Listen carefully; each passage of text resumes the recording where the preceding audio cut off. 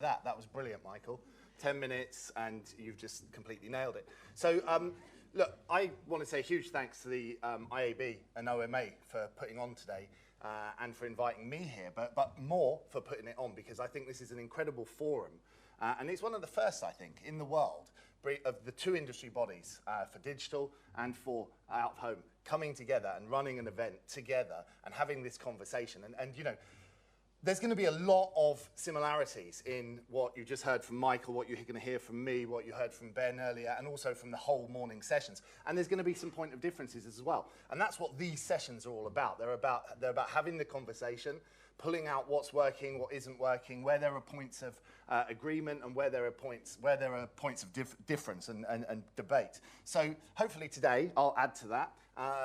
Charmaine told me to speak slowly. I'm not going to do that because I need to respect Emma and get to the grilling that she's going to give me. And I've got quite a few bits and pieces to talk to you about. So let's crack straight on. So here we are. So look, just really quickly about me, because you're not here to talk about me, but I'm Ben. I'm the global out-of-home lead for Dentsu. I've been in out-of-home for 24 years across some of the world's largest out-of-home advertising markets. And 2 years ago, I took up a new role as global head of out-of-home at Dentsu, where we've been integrating what used to be the Posterscope brand and teams into the wider Dentsu investment platform. So it's in that context that I'm going to talk to you today about the journey that we're currently on and share what are hopefully some useful insights and learnings from that journey. So look, first of all, look, I truly believe there's never been a better time to be working in the out-of-home industry, and the opportunity ahead is absolutely enormous for a channel that delivers unparalleled reach, is able to build brands throughout the funnel.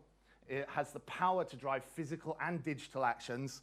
It's a medium that conveys trust like no other, and it does tremendous social good, especially given the ownership structure of things like transport networks and where that money flows straight back into the communities. And let's not forget, of course, the tremendous creative power that it has on the canvas that we call our medium. And all that is against a backdrop. You know, as you heard earlier today, out-of-home is arguably the original contextual marketing channel. So the changes on the horizon in the digital landscape and the resulting focus on context are only set to benefit out-of-home even further, in our opinion. So, there we go. To give you a little bit of global context, which is my brief after all, the out-of-home market globally grew by 11.5% in 2022, reaching pre-pandemic levels, recovering fully to almost $40 billion.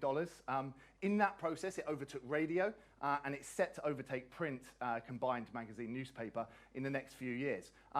But it's not all good news. At the very bottom, you can see that 5% share. It's stuck. And you know, the big challenge for out-of-home is sector share growth and to break out of that 5% share that it commands of total media. And this is where we believe programmatic digital out-of-home can play a major role. So, you know, alongside it, we look at the overall media market, and if we look on the left at the global media box, of the 700 odd billion media spend in total media, the vast majority of that is digital at 57%, of which 70% is traded programmatically, including key growth drivers in that channel such as CTV.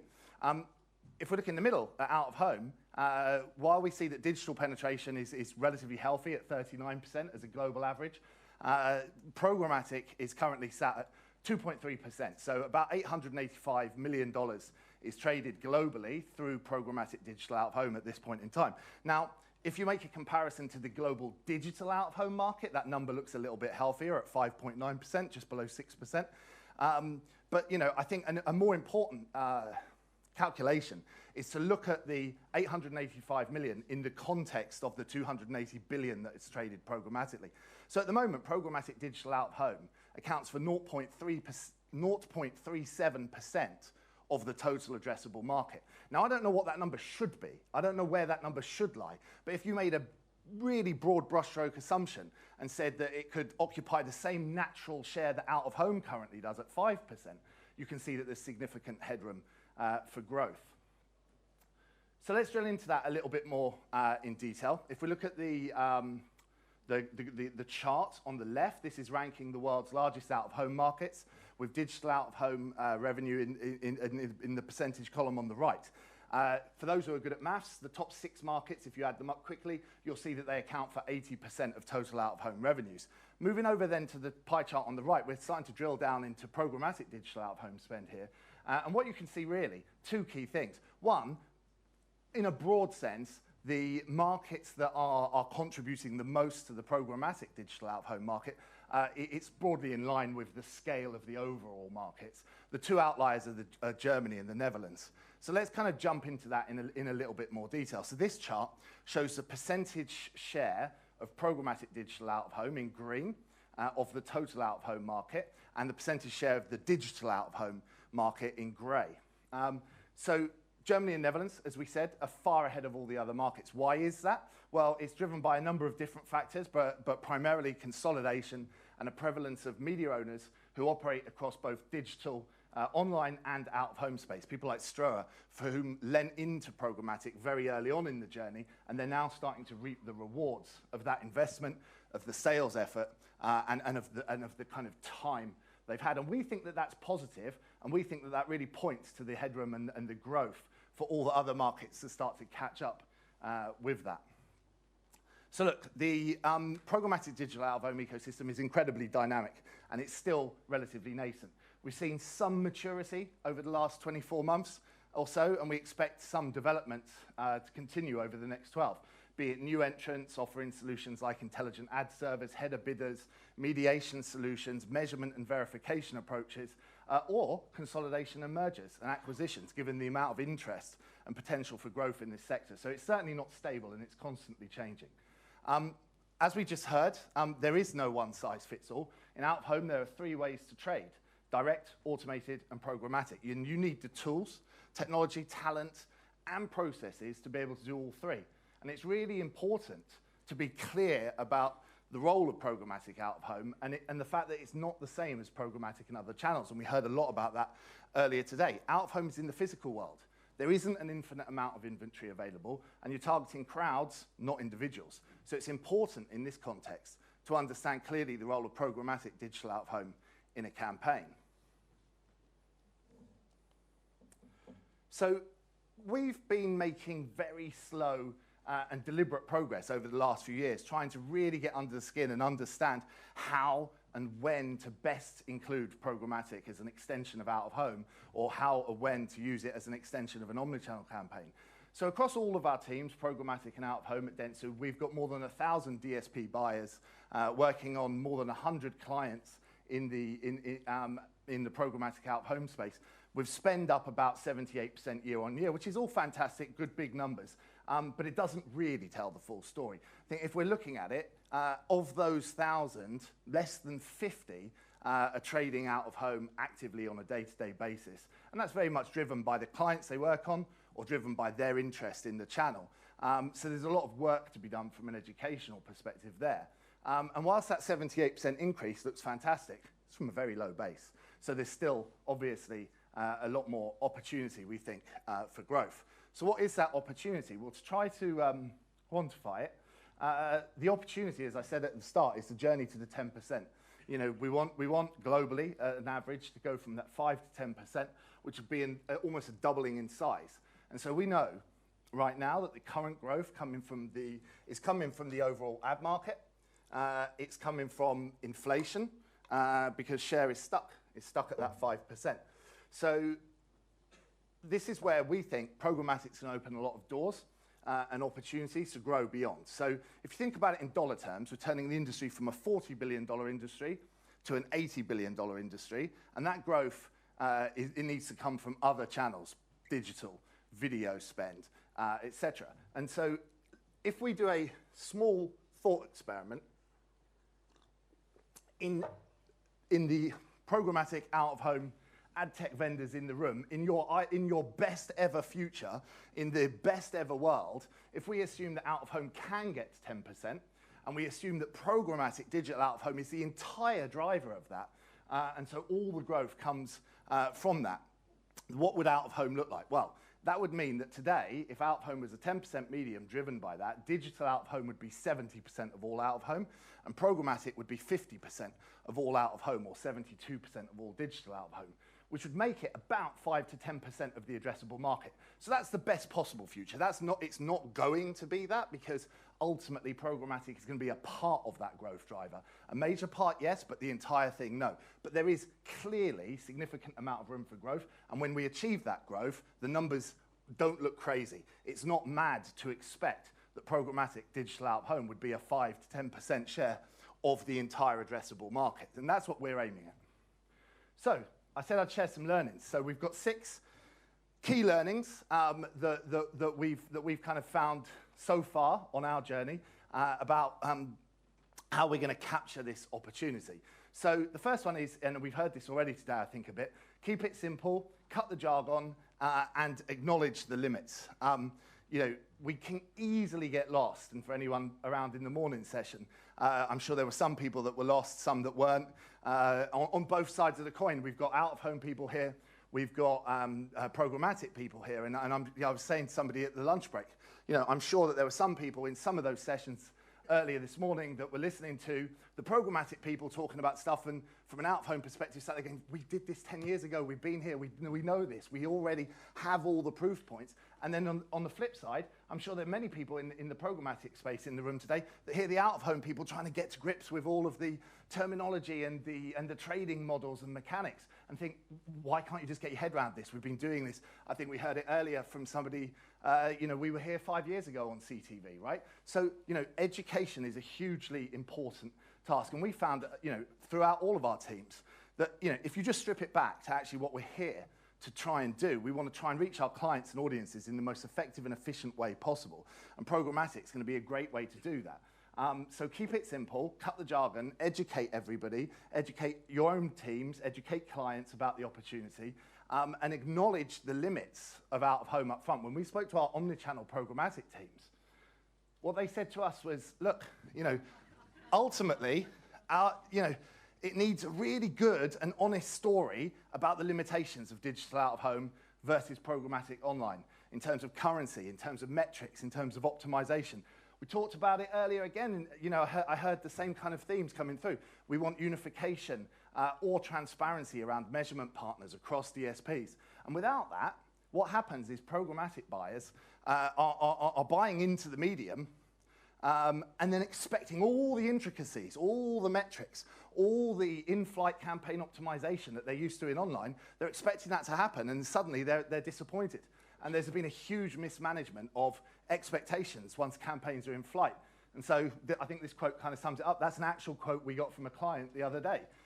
So, you know, it shows the kind of education job is still really important. So, look, the second one, and I'm definitely needing water for this one.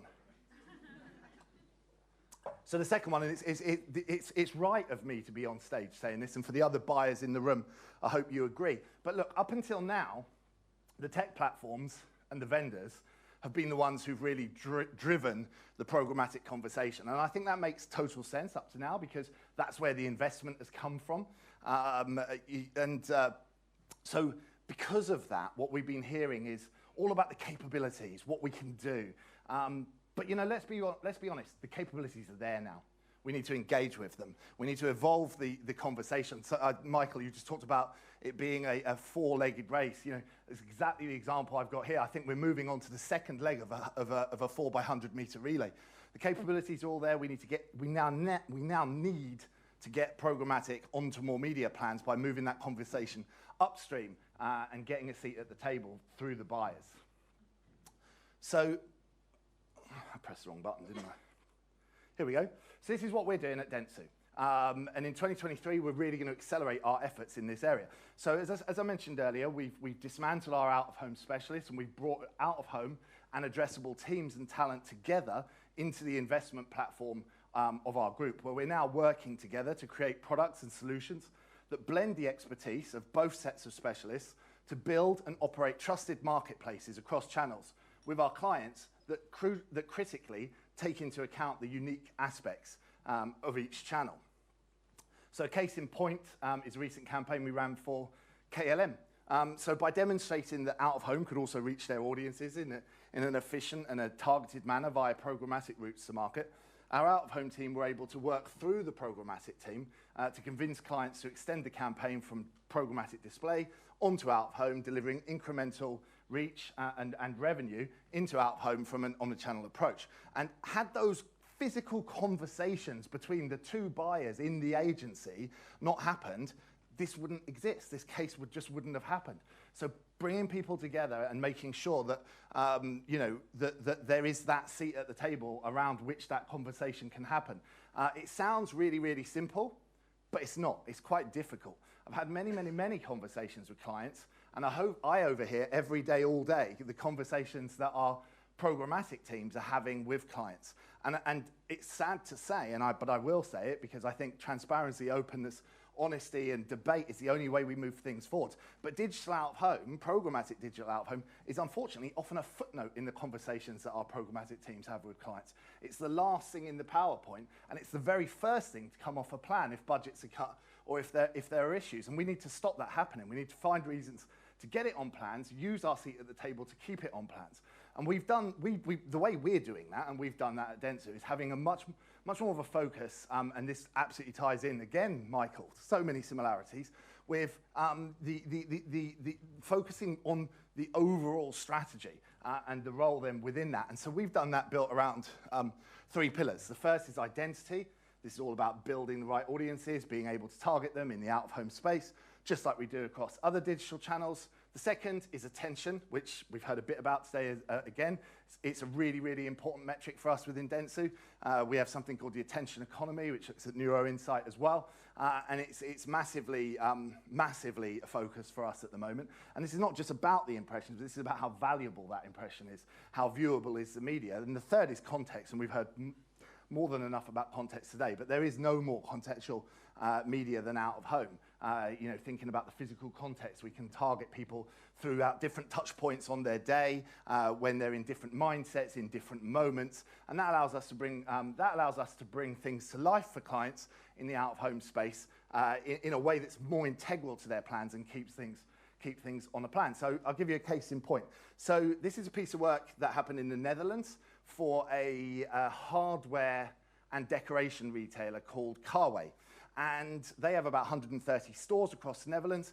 And for their business, weekly promotions that run on a kind of like Thursday, Friday, Saturday are a huge part of their strategy. And they tend to do social, search, mobile, and then physical door drop leaflets that are posted through people's doors and planned at a kind of a postcode level. But since January 2022, regulation came in the Netherlands that banned the delivery of door drops to people's homes in certain regions around that country. So the theory was, and we went to the client, had a conversation with them, that we could replace the role that door drops played with targeted programmatic digital out of home. So a small campaign test was run. It was successful. It's now then critically a part of Carway's entire media strategy for the rest of 22, all of 23, and it's actually plugged the gap that door drops and even over-delivered versus what door drops are able to do. So it's resulted in, it's delivering results for the client, but it's also delivering results into the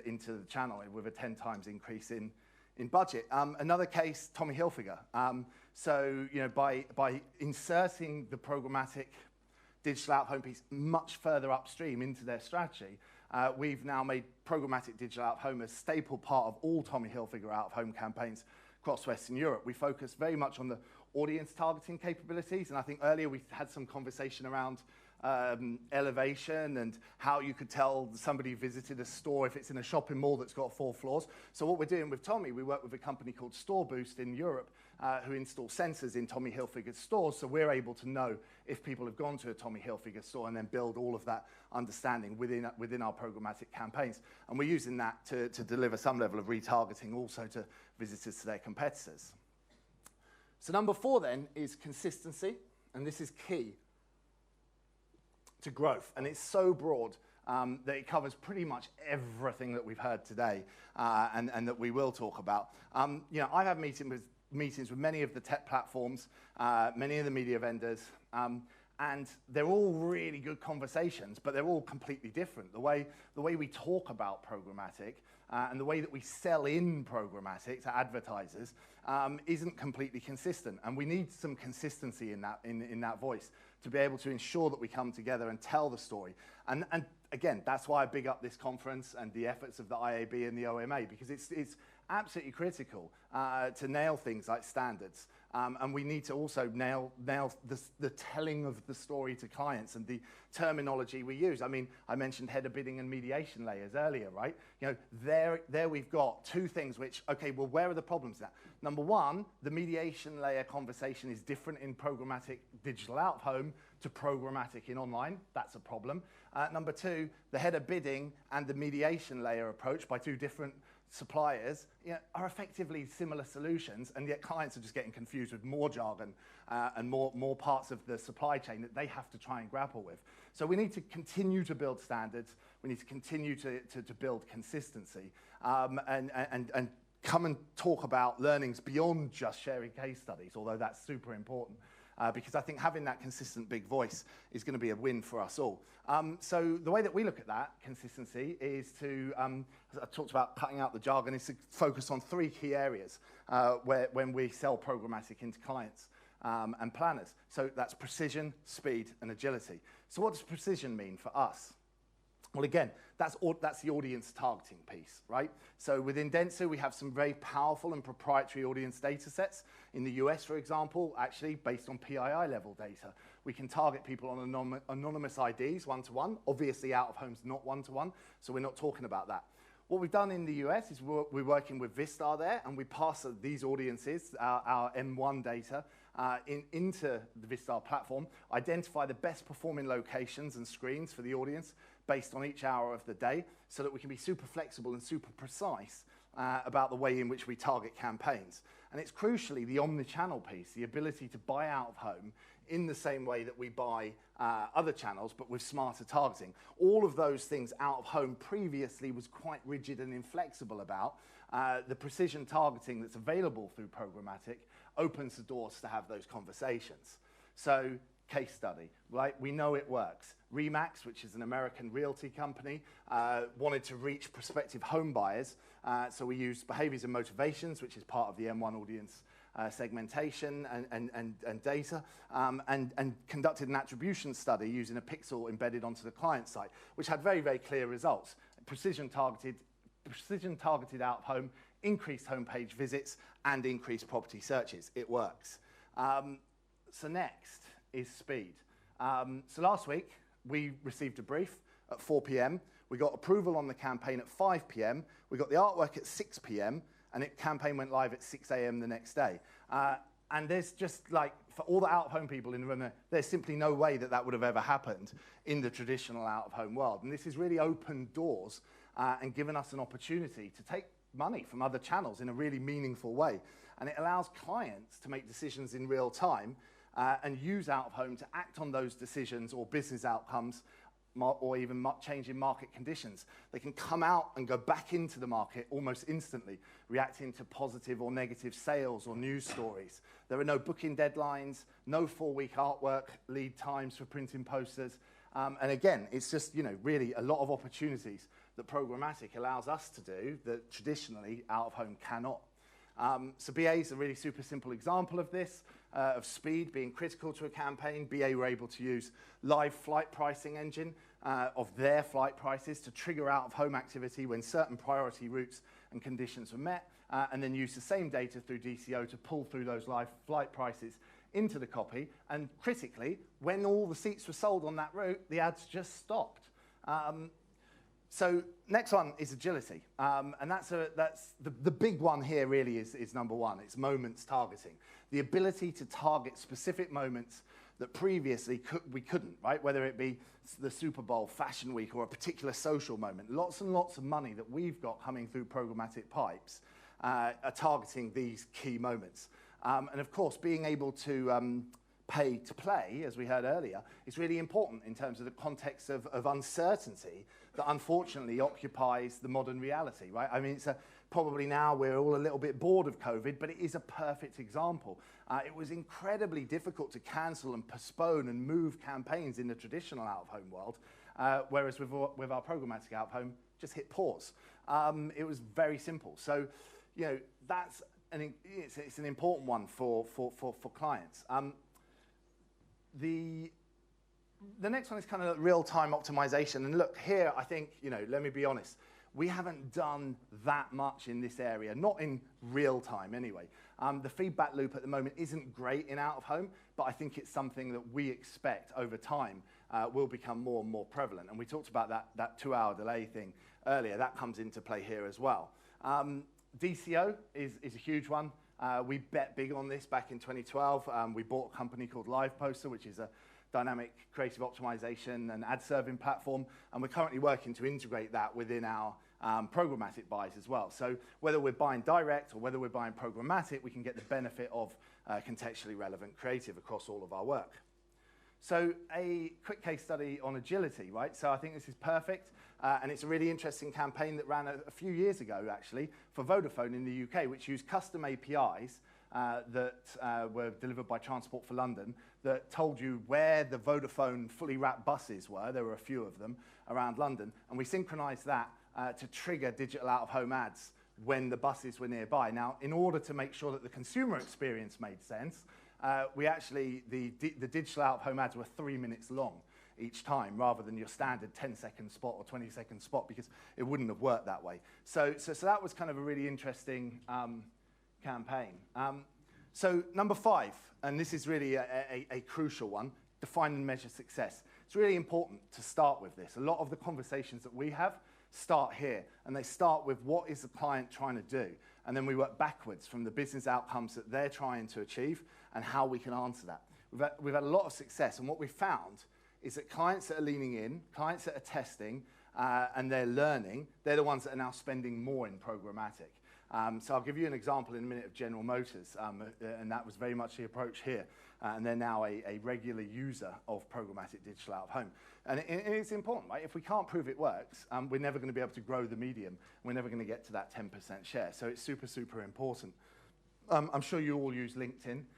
So you will have seen this is a bastardization of about 6 different people's recent quotes on LinkedIn. But look, what the point I'm making here is that there's a really false distinction between brand and performance media. All media performs. They just do so in different ways.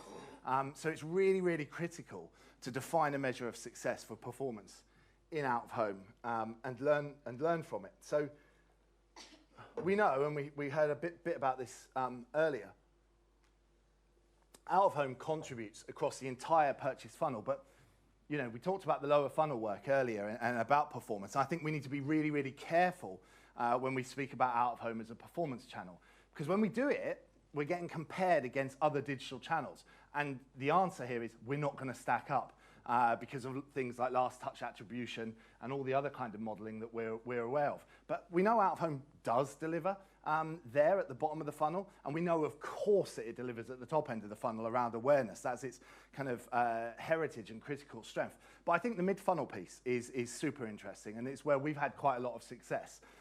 Drive to web, drive to store, drive to dealerships, things like this. And I think, you know, for us, there should be probably more focus given. They're the kind of strategic start in terms of defining the role for programmatic into where in the funnel it is and calling that out and having those conversations with clients. For the future, I think we need to focus more on understanding how, and we touched on this, I think, in everything we touched on, but how does programmatic out-of-home specifically improve the performance of other channels?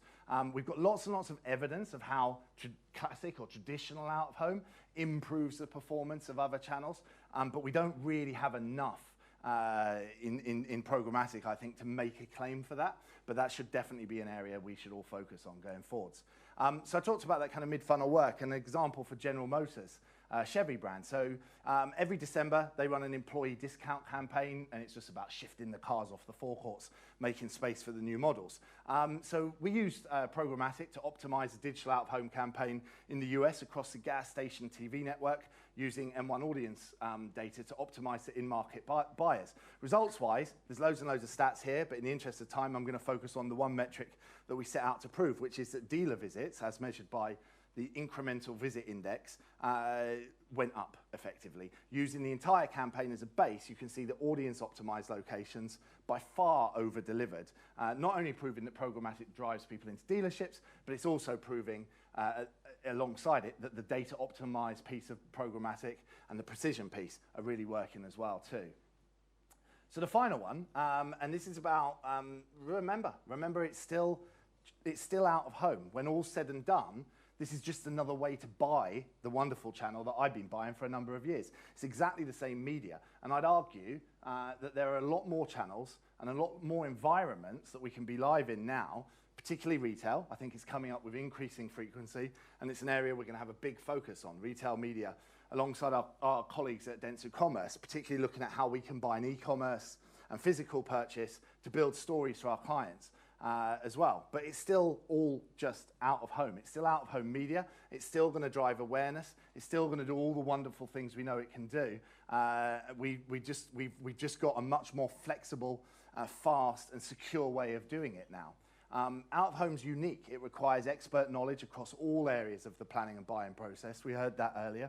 We deal with out-of-home planning and buying. We have relationships with all the out-of-home vendors. We understand the nuances and challenges that are unique to out-of-home, none of which I'm going to go through now. But it's important to note that it's the same level of rigor when we brought those teams together that we apply to all out-of-home buys, no matter whether they are direct I/O or programmatic. The need to account for all of these elements doesn't change.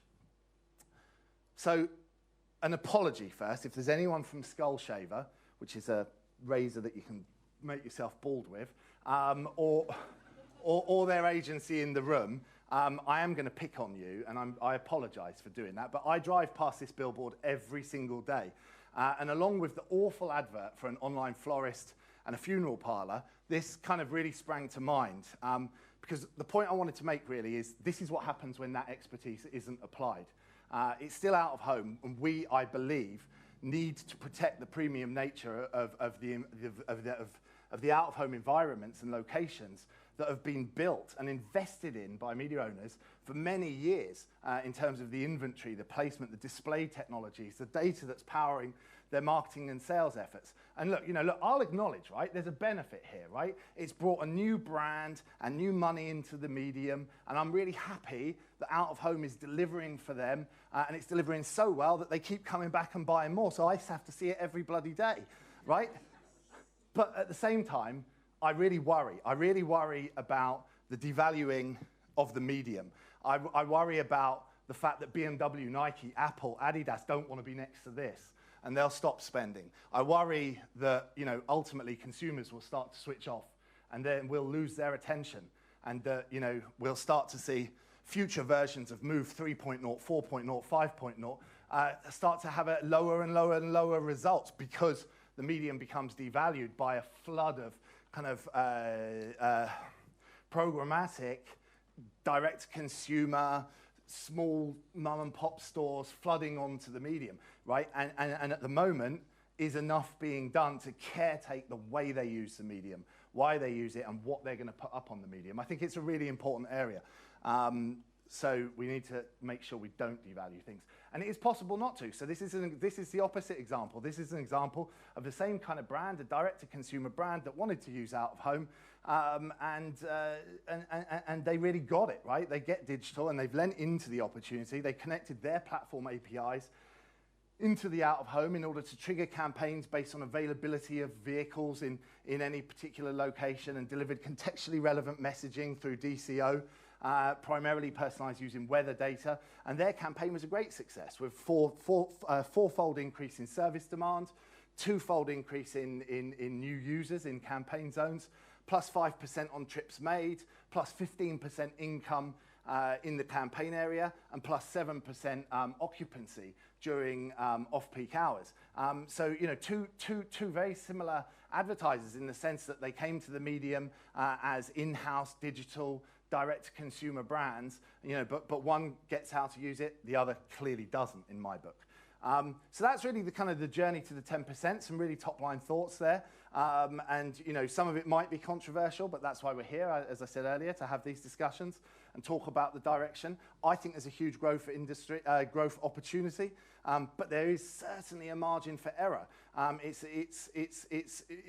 It's still an incredibly nascent space. It's still incredibly dynamic and it's growing. So now is the time to get involved, to do more, to make mistakes, to learn, to share what those mistakes and successes were, and come together, create a consistent voice and shout about the opportunity. But before I finish, I have kind of three, I think, quick fire questions that keep me up at night, let's say, or I'm constantly asking myself about them and how we as an industry are going to answer them to make sure that we go on a kind of a journey of continuous improvement and don't fall into the trap of just celebrating and trumpeting our achievements and actually make some positive progress. So the first one, and this kind of echoes the chart we saw earlier, right? Well, we already know the answer, right? No, as Grant said, no, they're not. Not all impressions are equal. But you know, currently the standards and metrics aren't really doing enough, in my book, to address the inequality in impression quality that exists. Attention is going to be the answer to a part of this, but in out-of-home, and Grant went through this in great detail, which is fantastic, you know, the quality and value of an impact on an iconic large format screen versus a smaller format, maybe bus shelter screen or something, you know, are clearly different. I think the work that the OMA are doing here in Australia is actually bringing that kind of level of insight into Move 2.0, and having that attention metric is really important. And I think that you guys in this market are probably ahead of some of the other developed markets in terms of recognizing that. But you know, there's still a lot of work to be done on a global level. Second one, and again, I wasn't necessarily expecting this one to be touched on, but it was, which was quite heartwarming, to be honest, because, you know, for me, you know, looking through case studies of programmatic out of home, quite often the results are great, and you can see absolutely, you know, that it's been a successful campaign and a successful case. But you look at like what they actually did or why they did it, and it doesn't need to be programmatic at all. And you know, we're in the process of building a deeper level of data into our carbon calculator, right? So we've already got out of home included in our carbon calculator. We're now looking at bringing more and more country-specific levels of data into that, and then we'll drill down into digital versus traditional, and then we'll drill down into programmatic versus digital. So in not too long a time horizon, all of our planners will be able to not just see the kind of metrics around reach and attention and cost and everything else, but they're going to see the carbon costs of their campaigns and plans. And if there isn't a really good reason for doing programmatic, but there is an increased environmental cost, then that's going to be another reason it gets knocked off the plans. So we need to be focusing on that. We need to be doing that and looking at inefficiencies and waste in the supply chain, because I don't want to see it fall away. And then finally, kind of what's next, right? So we firmly believe, and I hope you've kind of heard that today, in the omnichannel opportunity to help grow digital out of home.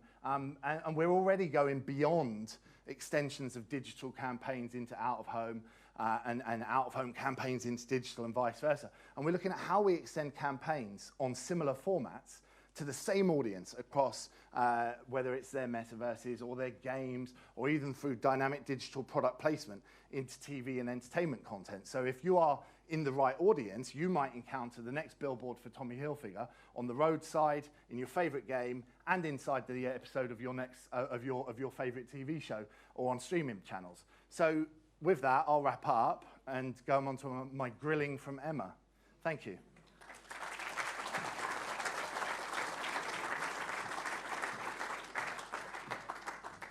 Where should we go? Here? Yeah, great. Ooh. Is this one on? Yes. Yeah, I've got to take this out of my pocket. Thank you so much, Ben. Take a breath, take a seat. Ooh. I think it's about You've left me about 10 minutes. Have I? Sorry. Well, I did try. I'll try and make it quick. I'll get to the juicy questions first.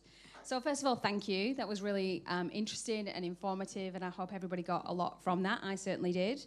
I've got a couple of questions for you, so sit back, relax. Okay. So if we think about the broader media industry and consider how the industry reshaped itself to social, to search, and obviously more recently programmatic, where do you think that we are as an industry, as an out-of-home industry, on this journey? Not only for programmatic out-of-home, but also for digital out-of-home and it being considered part of the omnichannel mix?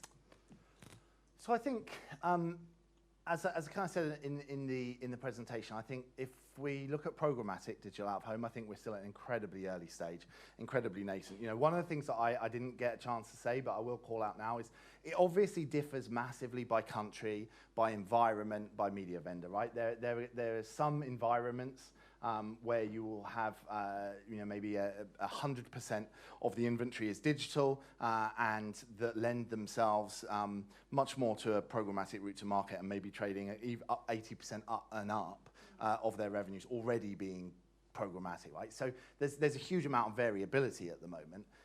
But overall, as an average, I think programmatic is still incredibly, it's still very, very early days. But I do think we are on the tipping point, and I think the Germany-Netherlands example, Italy is coming up quite quickly, Canada as well. And I feel like Australia, I feel like the UK, I feel like the US are all a year or two away from getting a significant shift happening there. You know, I know that when you're sat in a market, you can often be quite, you know, isolating and you're not really sure where other people are. And, you know, there's always a perception we're far behind or, you know, this. To address that specifically for Australia, I don't think Australia is far behind the UK or the US. I think there are certain things that they're doing better in the US maybe, or that they're further on, but there are things that they're doing worse, you know. So, you know, I see those three markets as being at a very similar level at the moment, and I think all are quite poised to kind of take off in the next 2 years. I think on digital out-of-home, I think it's already pretty mature, really well developed. I think the big opportunity, which would benefit both digital and programmatic, is to tap into video dollars. I think so much of the focus and so much of what we talk about today is still focused on what was traditionally the programmatic display market as opposed to the video market. And I do know that there's some work, that's where the US maybe are doing a little bit more than anyone else, you know, to really attack video dollars. So if you think about the rise of connected TV, right, that's absolutely taken off. Well, of course it has, right, because you can just port TV campaigns directly into that. For out of home, the question is how do we better, more efficiently and quicker kind of convert video content to things that work on our medium? Yeah, that's very interesting. Thank you. And I think some of the things that we see in this market is we're probably a bit more consolidated in this market from a media vendor's perspective than what some of the other global markets are, where we've probably seen a little bit more adoption of programmatic out of home. What do you think, or how do you think that plays out in this market? Is it easier to have more vendors to trade programmatically, or what's the difference there, do you think? So I think in a fragmented market where there's lots of media vendors, I think there are less barriers to programmatic, and I think that you know, the programmatic routes to market are a bit of a leveler and a level playing field. I think in those kind of markets, sometimes the smaller to mid-sized media vendors might struggle to get that seat at the table and get around and have the same quality of conversations with some of the buyers. And I think programmatic's a leveler. I think in consolidated markets, it can go one of two ways, right? So it can actually be an accelerant, and it can, if there is real collaboration around, you know, standards and data portability and you know, other areas that are important to the medium, then as we've seen in the UK, for example, it can be quite an accelerant to efforts. But at the same time, you know, we all know out of home. Well, those of us who've worked in out of home, you know, it has a very rich history and a strong legacy, and you know.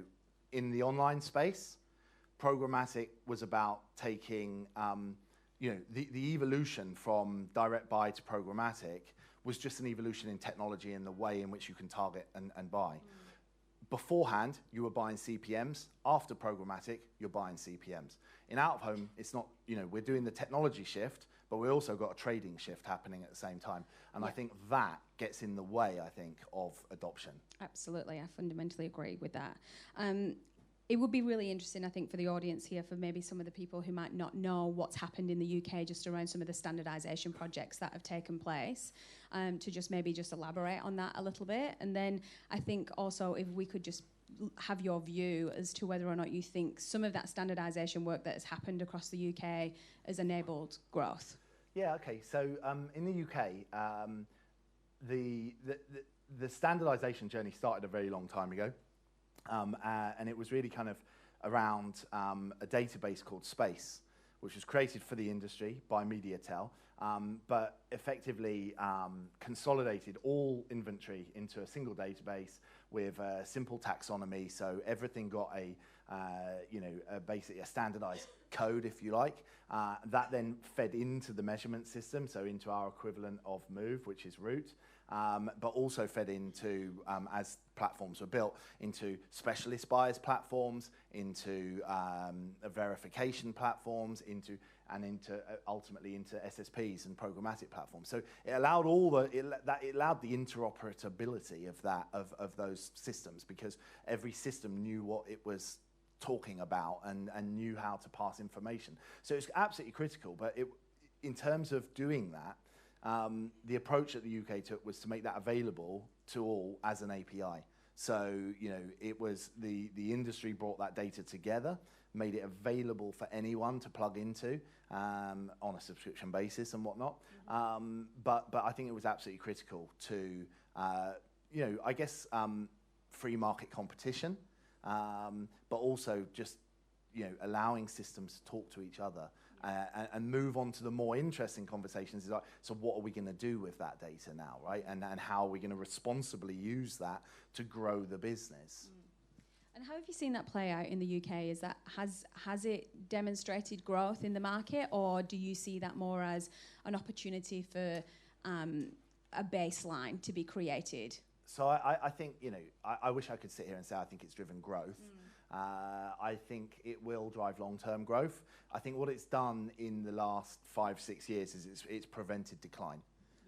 It's prevented decline in the industry against a number of really big challenges. So I think all of the underwriters of all of those standardization efforts, and I didn't mention the latest kind of standardization effort that they've moved into in the UK. So first of all, they did kind of inventory, and now they're looking at standardized playout reporting, right? So they're currently pulling all of that together. So addressing these challenges together. It will lead to long-term growth, and it is setting up the UK, I think, to springboard into that place where places like Germany and whatnot are. Yeah, thank you. And then you talked about in your presentation with regards to the different ways to buy out of home, and you talked about automation. So I think one of the things that we have seen a little bit of in this market is programmatic being used for automation. We're not as sophisticated maybe in this market as what some other markets are. What role do you see automation playing in the growth of out of home? Yeah, so I think it's I think it's a really interesting topic, and I think it's notable by its absence, I think, in a lot of the agenda today, right? And it's notable in its absence because no one's really got a solution for it.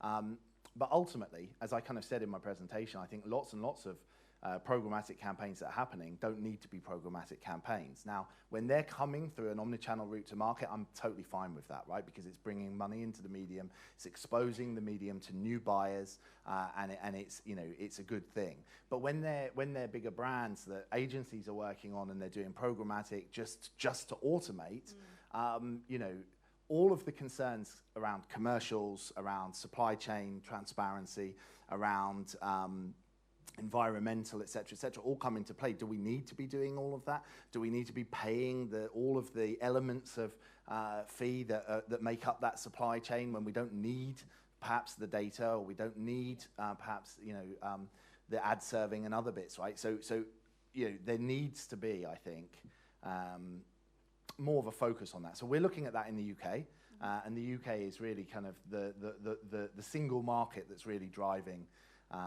the automation agenda at the moment, but it's still kind of early days. Yeah, thank you. And then I guess more specifically around programmatic out of home. So I think we've had a cautious optimism in this market. It's probably the right way to put it. And there's definitely been a desire for programmatic out of home campaigns. But what do you think has been the driver to stopping adoption in this market? Or maybe not in this market, but maybe in some of the global markets as well? So there's a cautious optimism. I think that's right. There should be an optimism.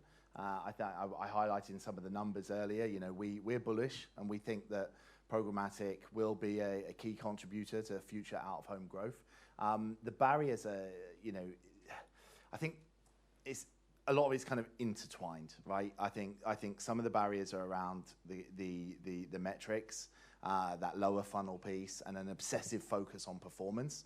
Right? At the end of the day, programmatic allows new types of buyers to access the medium, but what the medium can do for them doesn't have to always be performance and doesn't have to always be on that lower funnel piece, right? And I think we need there's an opportunity to, if you like, almost separate the conversation from, you know, the data, the measurement, the metrics piece, and the strategy and the reason why we're doing things. And I think that's a barrier to growth at the moment. Yeah, look, I agree. And I think education probably plays a big role inside of that. And I think today has been amazing, like to have both sides of the industry come together. It's really clear that we need to do more of that, I think.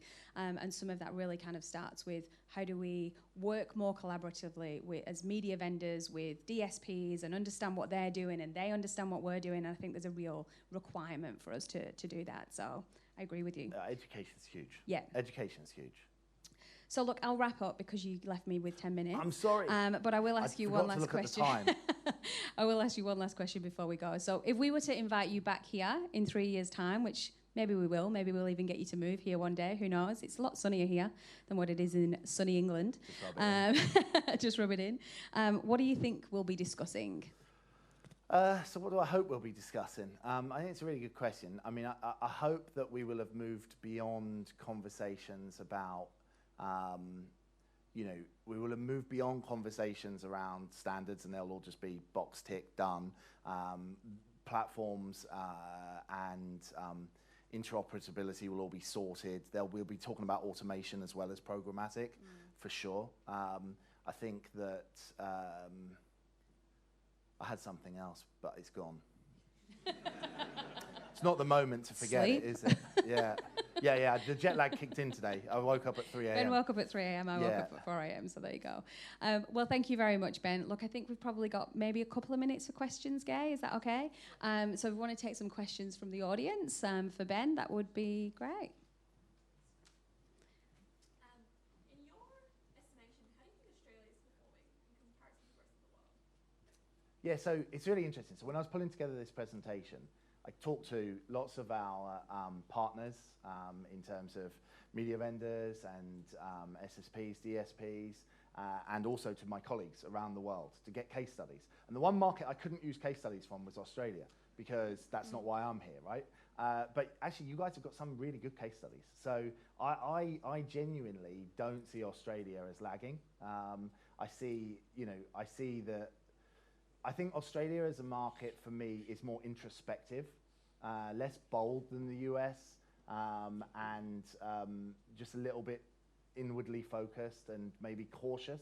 And Emma used the word cautious optimism, and I don't think you need to be necessarily so much. So I think you are, the work that you're doing here is informing what we're doing in some other markets, especially in the Asia Pacific region. So yeah, I think Australia is doing pretty well. I think that I think the Move stuff is fantastic. I think the making sure that impression multiplier piece gets out into the SSPs and stuff, I think that's really important, and that will help to drive and accelerate things in this market. Anybody else? There's one up there, I think. Can you shout? I just throw you a mic. Funny you mentioned about that bad creative, because I remember seeing it in London everywhere. Right? It worked for me because I had recommended it to my cousin. Good recall. On that topic, who do you think has a responsibility to filter out certain creatives that just don't fit the mold for what out-of-home advertising should be? Yeah, so I mean everyone, right? But being more specific, I think so look, the media owners will always take that incredibly seriously and incredibly importantly, right? And where time allows, they'll always have input to that because ultimately they're the beneficiaries of the good or the bad that results, right? But I do think that the tech platforms could do more. So I think if you go into the walled garden space and you look at Facebook and you look at TikTok and you look at Snap and you look at the creative tools that they've got for advertisers, because remember, once we the omnichannel opportunities open not just to holding companies and to independent agencies, but all the way down to in-house digital teams at D2C brands. And so sometimes their only interface with the medium will be a media owner rejecting their creative, but not necessarily being able to talk with them directly and offer them help, or it's on platform. And so on those platforms, I think there probably could be more and should be more done.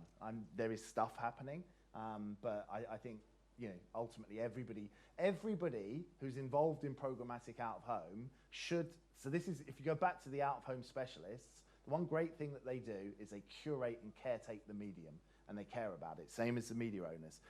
And everybody in the programmatic out of home space, whether you're an SSP, whether you're a DSP, whether you're another part of the supply chain, should feel that responsibility to the channel and to the medium, and that includes the creative piece. That's my personal view on it anyway. Anybody else? Yeah, one last question. I'm going to dread this one. More a cute question. What's the most interesting trigger-based moment that you've seen globally? Yeah, so I'll just give you the first one that comes into my mind because that must be the one. It's the pollen campaigns. There are a couple of them, 2 or 3 of them, but it's just, I really like it. I mean, it's just, it just taps right into the heart of a client's strategy, right? If you need a hay fever allergy relief, then if you know exactly when pollen is really high, then that's, I think it could have been improved. It could have been improved by bringing in many, many more layers of triggers to really pinpoint moments. Because if the pollen count's high but it's cloudy or whatever, it's less likely to sell, right? So yeah, that'd be the first one that jumped to mind.